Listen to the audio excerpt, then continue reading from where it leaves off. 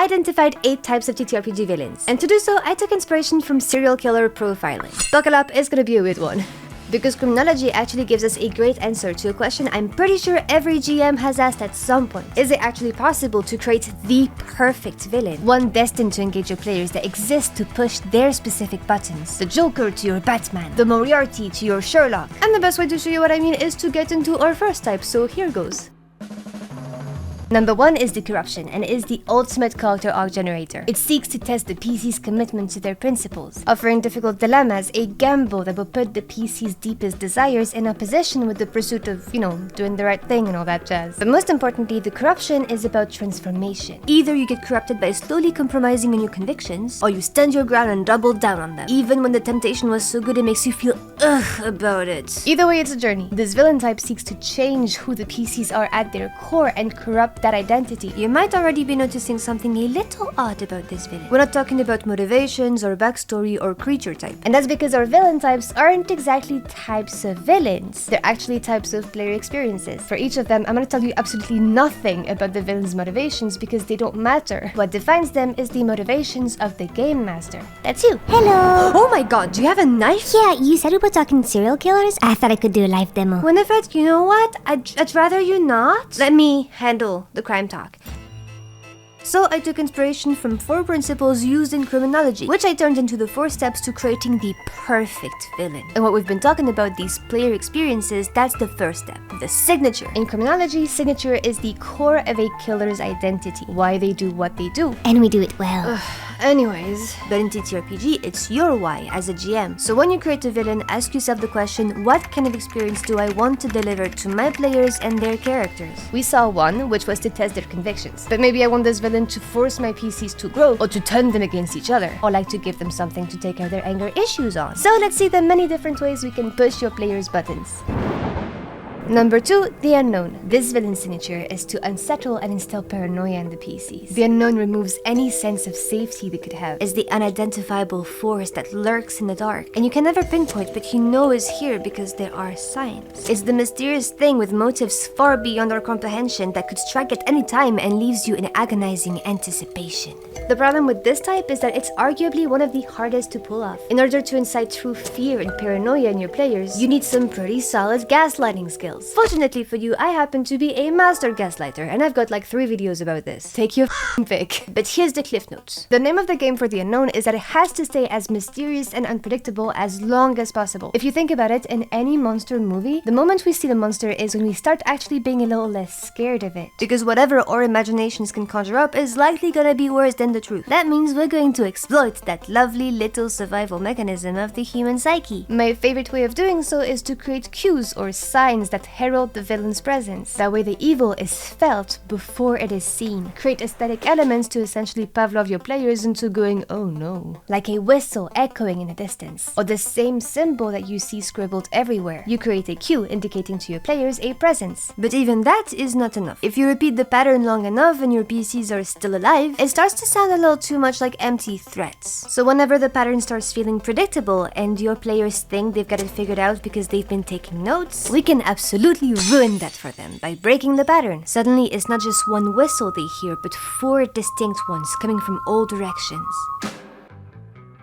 Alright, let's rinse all that ominousness with sunshine, lollipops, and wholesomeness. Ha! Just kidding. Our third signature, the instigator, exists to create conflict between the characters, or at least test their bond to each other. I guess if your group is wholesome like that, this villain could create the kind of story where the party comes out on the other side with better group cohesion, having prevailed against the odds by sticking together thanks to the power of friendship. Ugh, I despise you. And I love you. Of course, this is only the kind of thing you can pull if your players have explicitly expressed interest in toying with in-party drama and conflict, or this could quickly end in real-life arson. But if your players give you the all clear, how do we actually pit their PCs against each other? Now is a great time to get into our next Criminology concept. Where to find all the main arteries? No! Well, actually, kind of. It's called Victimology.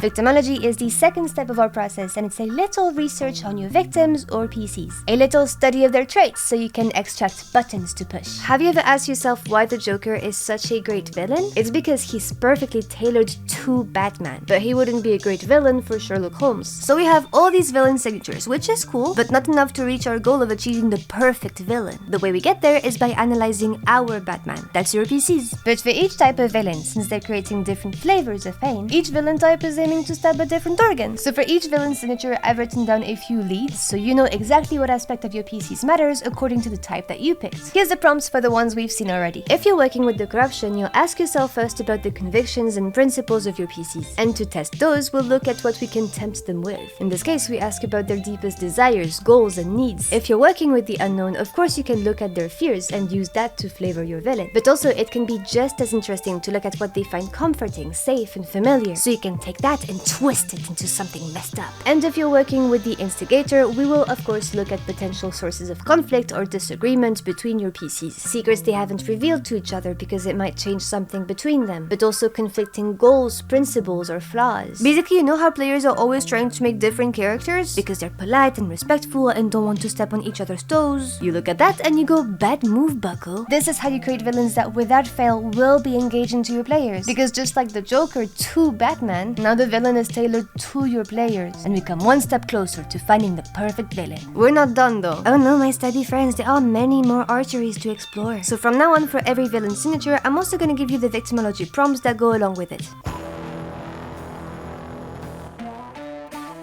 This one's gonna be real easy, and it's gonna feel real good. Finally, my time to shine. So far, we've seen villains that are quite stimulating emotionally or intellectually, but sometimes players just want to beat up something without having to worry about the moral and ethical implications of beating up said something. We all like a little catharsis from time to time, and the Beast gives us exactly that. You know it's working when your players do this. Oh, this is gonna be fun. Something very important about this one is don't take it too literally. The Beast can be an actual beast, like a monster, but it can be a person too. What makes an entity the Beast is that they are, without a shadow of a doubt, bad. This is literally the no-brainer type. We need to make it crystal clear to our players that yes, you can go wild. There is no redeeming this guy. It's evil personified, it kicks puppies. There is no moral ambiguity here. Do not be subtle. If you give it any redeemable qualities, you might humanize it. We don't want that. Ask yourself, what would Jeffrey Lannister do? So for our Victimology prompts, we look at what your PCs would consider undesirable, unredeemable, unequivocally evil. And even better if you can flavor it after their pet peeves. Like if they hate a pompous elitist, cool. Then you take inspiration from Gaston in Beauty and the Beast. Be so unbearably pompous and arrogant that they will have so much fun beheading that. Did you get it out of your system? Can we move on to signature 5 now? Yeah, that was good. Go for it. Our next villain type is the Test, whose signature is it's testing the PCs. Yeah. Shocker. Shush. This villain reveals to them their own limitations, be it about their skill, their cohesion, flaws, but more than anything, the test is a challenge. It forces the PCs to improve because surpassing themselves, pushing their boundaries, thinking outside the box is exactly what they'll need. They need to become better versions of themselves, and they've been made painfully aware of it through the training montage of PCs kicking punching bags and reading Atomic Habits. What doesn't kill them makes them stronger, but could make them insecure a little bit before they get the gold stars of defeating the villain. For Victimology, identify the flaws in your PCs. The way they fight, their group's cohesion, but also their crutches, the things they rely on. Would they be able to handle themselves if you were to temporarily take them away? If you remove their Iron Man suit, are they still genius, billionaire, playboy, philanthropists? Identify the things that PCs are self-conscious about, or should be self-conscious about, and taunt them with it, or at least give you players a good, healthy sense of competition. This is why you can't defeat me, you're not good enough. Giving you a wonderful opportunity to test out your roasts and one-liners. Since you're the villain in my life and the bane of my existence, are you that one actually? Because you say a lot of mean things to me. Nah, I don't really have enough respect for you to even indirectly want to help you improve. Charming. Next! Once upon a time, your players handed you a backstory with hopes that you would one day use it. With the stage, we fulfill that promise, with a side of emotional torture which we'll call compelling storytelling. Our next villain signature is the stage, the goal of which is to give your PC spotlight and bring up their backstory and give them sweet, sweet dramas that Ed Darkshadow gets to talk about his past and roleplay like we're in a soap opera. This villain is an invitation for players to step in the spotlight, with prompts to reveal more about their character's history or psyche. You're giving them a stage, and it should feel like a gift, like handing your players a present and they go like, no you didn't, it can't be. Yes, it is. Merry Christmas. It's the exact brand of emotional damage I wanted for Christmas. For Victimology, honestly, go wild. But maybe look for an order of priority of things that actually seem to be very important to the PCs. Look for the wounds that haven't healed, the unresolved issues, the old scars. All the things that players put into a character sheet instead of going to therapy about it. You can probably use pretty much just about anything, because most of the things your players give you, it likely means they want to explore those themes. It's like you've got explicit permission to grab their hand, slap them with it, and tell them, stop hitting yourself. Stop hitting yourself. And if you're not sure, you can just ask, is there something you actually wouldn't like me to touch on? Or stuff where you really want me to twist the knife? You're weird. You want your GMs to inflict pain? You know, normal people usually play TTRPG because they like epic stories of heroism. Ugh, I love when you take care of my transitions for me. Yes, while I love exploring themes of struggle and failure, legendary trials and epic tales are a huge part of TTRPG and fantasy stories. So this villain, the trophy, exists to give the PCs bragging rights. It's the stuff of legends, and defeating it is what will make the PCs into legends themselves. They are highly symbolic and represent heroism and challenge and righteousness and all that good stuff. It should kind of feel like an achievement in a video game, with the goal being we want this to feel so cool and epic and rewarding that players will start annoying their friends by ranting about what happened in the game. For your Victimology, look at what each of the PCs defines as success and glory, because that looks different for everyone. Like when we look at the classic stuff of legends, the trophy is stuff like defeating the dragon to save the princess. And your trophy can be that. But to your PCs, success could mean ending world hunger, or leading the revolution, or winning the battle of the bands. Trophies come in many forms, and these are informed by what the PCs personally define as being bathed in glory. And also, trophies don't have to be big end of campaign stuff. You can have smaller trophies peppered throughout the game. They don't have to be big to feel big. Like rivals aren't final bosses, but they can feel significant and symbolic. Just like how it's gonna feel so good when I finally get rid of you. Thank you? It's only a matter of time. Speaking of time, to get players moving, nothing better than a good old stick of dynamite. The signature of the ticking clock is, to the surprise of no one, to put pressure on the PCs and to force them to take action. Their time is running out, the stakes are high, and they can't afford to make a mistake or to waste time. This is great in a pulpy, high-action campaign, or to revive the dying pacing of the game like the fabulous little necromancer that you are. The ticking clock is a deadline, and you know it's working when your PCs have to compromise their resources or their rest to chase this. When every moment feels like borrowed time, and they're scrambling to figure out the right course of action before the metaphorical or literal bomb goes off. Boom. Because this villain is all about pacing, you could have a short countdown or a long countdown that spans a whole campaign. But like in any good pacing, it's a game of tension and release. You can't be at 100% speed all the time, because otherwise no one has a chance to register anything. We feel speed through contrast, and stress isn't a state that can be maintained forever. So play it like a constant roller coaster. It's not a constant full speed, it's a constant alternating up and down, but we can't stay down too long, but we can't stay up forever either, and show visible signs of progress or a ramp up. The deadline needs to be made explicit. As for Victimology, you gotta tap into the stuff that is important enough to the PCs that they will have no choice but to spring into action. If nothing else, it can be literally threatening them and chasing them around. Otherwise, put the places they grew up under siege, spread some illness in their beloved communities, or toy with the people they care about and whose lives will inevitably threaten. Like give them a curse that keeps getting worse or something. Now, those were our 8 types, but did you think we were done? No, this has only just begun. I mean, there's like only 3 minutes left on this video, but like things are about to get a whole lot darker for you PCs, and a whole lot cooler for you and your players. Remember, this is a 4-step process to finding the perfect villain. Step 1 was the signature, which represents your goals as the GM. Step 2 was Victimology, which gives direction to this goal. But steps 3 and 4 are the concrete path that you take as a GM to reach this goal. So let's see them.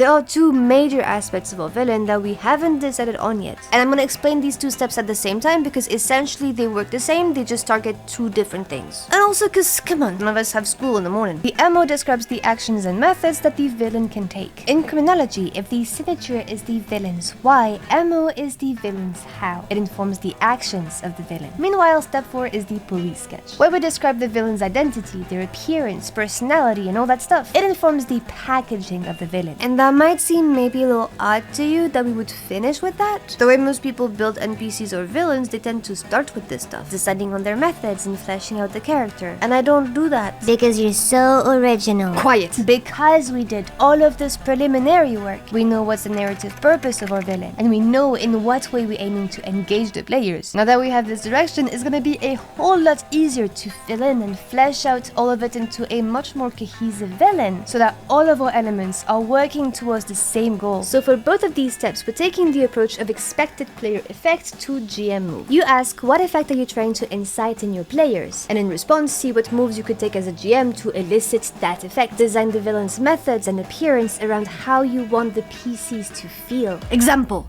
Do I want my PCs to feel spied on, paranoid? If that's the goal, then some possible moves would be leave messages in places that PCs considered safe. Or have the villain bring up private things about the PCs that they should have no business knowing about. Or do I want to create moral ambiguity, to make them doubt whether the villain could be redeemable, to make them sympathize? In that case, my GM moves could look like giving the villain moments of doubt, vulnerability, or humanity. Maybe showing the villain perform kind acts. Or even show how the villain was shaped by their circumstances. Suddenly, these moves become prompts to flesh out the villain, all acting towards the same goal, and the same goes for appearance. We start from the effect and ask, how do we want the PCs to perceive this villain? If we want them to appear initially harmless or innocent to the PCs, we could use moves like dress the villain in sheep's clothing and make them look like a cute grandma. Or like this little guy. I also like adding to the police sketch a reputation aspect, because sometimes the best way to convey something to the PCs is when they see it reflected in the world and the NPCs. What happens with the villain that the NPCs keep praising and comparing to the PCs? It can create rivalry or competition. And the NPCs that the party views as powerful. What happens when they're scared of the villain? That's how you know the villain really is no small threat. And these moves can be so varied. I'll put some on the screen if you want to pause and read them, but if you want, I made like a whole menu of them. Not exhaustive, but the ones that I think are maybe the most versatile and that you could pull for a bunch of different villains. I put together a toolkit with a sum up of all 4 steps of this process, and 15 MO moves and 14 police sketch moves, and a couple of worksheets as well to make your villains and go way deeper into your victimology. You can find it on my Patreon along with a bunch of fun stuff. Which, let's be real, if you're still here at this point of the video,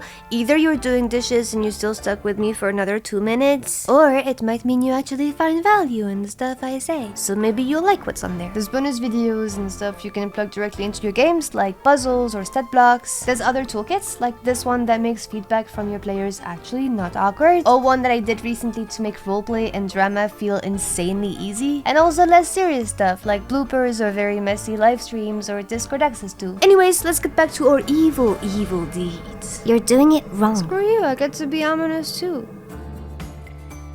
This is cool and all, but so far it's all theory. What does that look like in practice? Let's make a quick villain together following this step by step so you can see how it all slots together. Step 1. For this example, we'll make an instigator, which means that our signature is to sow conflict between the PCs. And you know what? Let's not make our BBG more like one of the smaller antagonists that PCs could encounter in their day-to-day. Step 2. Let's meet our victims. Among them, Sir Chuddington and Mr. Board McGee, as well as Edge Dark Shadow and our cleric, Marilyn McMedic. Since we're building an instigator, in our victimology, we need to look for potential sources of disagreement or conflict that could pop up. And turns out Sir Chuddington and Bard McGee like to do the righteous stuff, sure, but they also and mostly like the perks of being considered heroes. They became adventurers because they seek glory and renown and money. Meanwhile, Edge Dark Shadow, who is an orphan seeking justice for the outcasts, and Marilyn McMedic, your neighborhood goody two-shoes, actually do want to make the world a better place. Can't relate relate. Anyways, let's exploit that gap for evil. Now you're talking. Step 3. For MO, our villain could be an agent offering to take care of the party's PR and finding them gigs, but the gigs she finds always highlights the conflicting interests of the PCs and force at least some of the party to compromise on their goals and beliefs. I guess you could save the orphanage, which doesn't pay a lot. Or you could help this aristocrat evict squatters from his 15th mansion. Which, did I mention, Sir Cheddington, this noble is the head of the Order of Knights you've been trying so hard to get into. She always knows exactly what to dangle in front of the heroes, which that's what you found in your victimology research. Come to think of it, that kinda sounds like the corruption. That's fine, a villain can have a secondary signature, or even return with a different signature after something big happened in the adventure. You can do that? Of course we can, this is Silly Goblin Games, not the FBI. I'd like to have at least 3 MOs, so let's also give her It's Watching. She digs dirt on the PCs to lock them into their contracts, that by the time you realize what's going on, you're in too deep already. So Marilyn McMedic had a scandalous affair with the bishop. Cool, now you use that for blackmail. Which might make her blame her buddies for getting us in this mess to begin with. Maybe also let's use tiptoeing the lines, that whenever the PCs think it's time to confront her, that's the exact moment she pulls out an awesome offer that's so hard to refuse. Step 4.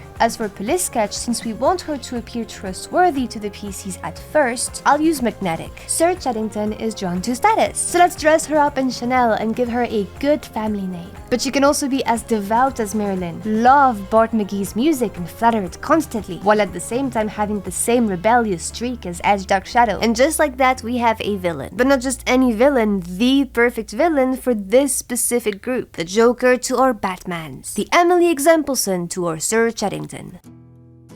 And the madness doesn't have to end here. Though the 8 signatures already cover a lot of ground on their own, you can mix and match and maybe even bring in tropes. Which is what Stephanie Plays Games did with her video classifying villains. And I think the 2 videos work really well in tandem with each other because they have the same philosophy. That villains should be created around what they mean in the story of the heroes. So you should go see Stephanie's video and tell her I sent you. And maybe also ask if she would go on a date with me. And if you want to see that same philosophy applied to creating NPCs, I've got a video on that already. So on this note, have a good evening, and may your campaign prep never land you on an FBI watch list.